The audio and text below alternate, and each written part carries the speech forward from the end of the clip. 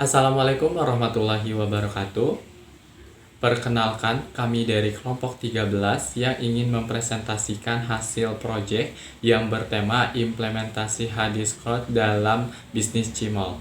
Sebelumnya, saya ucapkan terima kasih kepada Bapak Arif Farijal Roshid, MAG, yang telah memberikan kesempatan kelompok 13 untuk mempresentasikan hasil proyek. Sebelumnya, perkenalkan, nama saya Muhammad Irfan Fadilah. Di sini saya sebagai moderator dari kelompok 13. Selanjutnya, anggota kelompok 13 ada 3 orang. Yang pertama itu saya sendiri, Muhammad Irfan Fadilah, dan yang kedua ada Misbah, dan yang ketiga ada Husni Ansori. Untuk mempersingkat waktu, dipersilahkan kepada pemateri kelompok 13. Baik, yang pertama itu ada pengertian qad. Nah, secara etimologi, al-qad dapat diartikan memotong. Nah, qad adalah pemberian harta kepada orang lain yang dapat ditagih atau diminta kembali tanpa mengharapkan imbalan. Nah, dalam fikih, akad ini tuh dimasukkan dalam akad tolong-menolong, ta'awuni, dan bukan komersial. Nah, intinya itu akad qad itu akad tanpa bunga karena riba itu diharamkan dalam Islam. Nah, al-qad adalah pemberian harta kepada orang lain yang dapat ditagih atau diminta kembali, atau dengan kata lain meminjamkan tanpa mengharapkan imbalan. Selanjutnya akan dipaparkan oleh rekan saya. Terima kasih.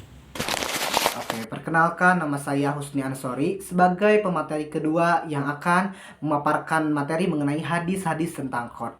Dari Abu Hurairah radhiyallahu anhu berkata bahwa Rasulullah Shallallahu alaihi wasallam bersabda, "Man nafasa an mu'minil kurbatan min kurabi dunya, nafsallahu anhu kurbatan min kurabi yaumil qiyamah, wa may yassara 'alal mu'siri yassarallahu alaihi fi dunya wal akhirah, wallahu fi aunil abdi ma kanal abdu fi aunil akhi."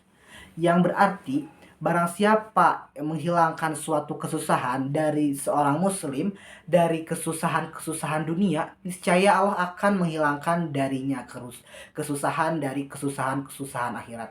Dan barang siapa yang memberi kemudahan kepada orang yang mu'sir atau kesulitan membayar hutang, niscaya Allah akan memudahkan di dunia dan di akhirat. Dan Allah selalu menolong hambanya selama hamba tersebut menolong saudaranya. Baik, selanjutnya yaitu implementasi hadis qad dalam bisnis Cimol. Nah, hadis tentang qad atau peminjaman memberikan dasar hukum yang dapat diterapkan dalam berbagai jenis bisnis, termasuk bisnis yang kami wawancarai yaitu Cimol. Nah, langsung saja yaitu berikut implementasi qad dalam bisnis Cimol yang kami wawancarai. Yang pertama, pemberian modal usaha. Dalam bisnis Cimol, seseorang pengusaha atau pedagang dapat memberikan pinjaman kepada rekan atau karyawan yang memerlukan modal usaha tanpa mengharapkan bunga. Sebagai contoh, pemilik bisnis Cimol ini mendapatkan modal awal dari kakaknya sebesar 1 juta rupiah dengan perjanjian untuk mengembalikan jumlah yang dipinjamnya tanpa adanya kelebihan setelah usahanya berjalan.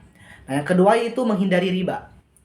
Penerapan prinsip qad dalam bisnis Cimol ini sangat sesuai untuk menghindari praktik riba. Dalam sistem bisnis konvensional, pinjaman seringkali disertai bunga yang bertentangan dengan prinsip Islam. Oleh karena itu, dalam bisnis Cimol ini yang kami wawancarai, pinjaman modal awal sudah lunas terbayarkan tanpa ada tambahan bunga, dan pinjaman ini dikembalikan dalam jumlah yang sama tanpa tambahan keuntungan finansial. Perkenalkan, nama saya Misbah Adila Tidkar sebagai pemateri ketiga. Di sini saya akan melanjutkan pematerian mengenai implementasi qad dalam bisnis Cimol. Yang ketiga ialah mendukung usaha mikro kecil dan menengah atau UMKM. Memberikan pinjaman kepada UMKM terutama yang mengalami kesulitan finansial untuk membantu mereka bertahan atau mengembangkan usaha.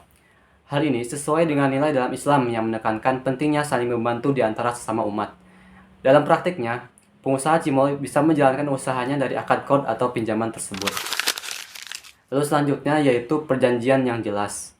Sebagaimana dalam hadis yang menekankan pentingnya kesepakatan yang jelas dalam pinjaman, pengusaha Cimol harus memastikan bahwa perjanjian antara kedua belah pihak jelas dan transparan. Hal ini mencakup kesepakatan tentang waktu pengembalian dan jumlah pinjaman, tanpa adanya tambahan yang tidak disepakati. Lalu implementasi yang terakhir ialah keuntungan dalam berbagi rezeki. Meskipun tidak ada bunga, Dengan membantu pihak lain melalui kod, pemilik bisnis Cimol bisa merasakan keberkahan. Hal ini bisa mendatangkan keuntungan spiritual yang jauh lebih besar dari keuntungan materi. Cukup sekian dari saya, selanjutnya saya serahkan kembali kepada moderator. Baik, pemateri sudah disampaikan semua. Jadi kesimpulan dari proyek ini yaitu Kord adalah pinjaman tanpa bunga yang bertujuan membantu seseorang tanpa mengharapkan keuntungan. Nah, dalam bisnis seperti usaha Cimol, prinsip Kord dapat diterapkan dengan memberikan modal usaha tanpa bunga, menghindari riba, dan mendukung UMKM. Ini sejalan dengan ajaran Islam yang menekan tolong-menolong. Hadis-hadis tentang Kord mengajarkan penting memberi kemudahan dan menjaga kesepakatan dalam pinjaman. Mendatangkan keberkahan spiritual, penerapan Kord dalam usaha Cimol membangun hubungan baik antara pelaku usaha dan memperkenalkan model bisnis yang sesuai dengan prinsip keuangan syariah. Baik, di sini pemateri dari kelompok 13, kurang lebihnya mohon maaf. Wassalamualaikum warahmatullahi wabarakatuh.